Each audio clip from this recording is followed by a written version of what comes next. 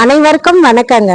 இது பாருங்க, இன்னைக்கு சமையலுக்காக கொஞ்சமா நான் மாடியில இருந்து அறுவடை பண்ணியிருக்கேன். மாங்காய் ஒரு 10-15 மாங்காய் ரொம்ப பெருசா இருக்குங்க. மீதி எல்லாம் இப்பதான் பிஞ்சு விட்டு இப்ப பெருசாயிட்டு வராங்க. இது பாருங்க எவ்வளவு பெருசா இருக்குன்னு. இது சாம்பார் வைக்கலாம், இல்ல இதுல வெல்லம் போட்டு பச்சடி மாதிரி பண்ணலாங்க. எது வேணா பண்ணிக்கலாம்.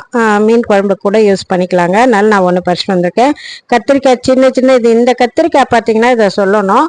இந்த கத்திரிக்காய் பார்த்தா இப்போ சின்னதாக இருக்கும்போதே இப்படியே பறித்து இது நாகப்பட்டினம் கத்திரிக்காய்ங்க.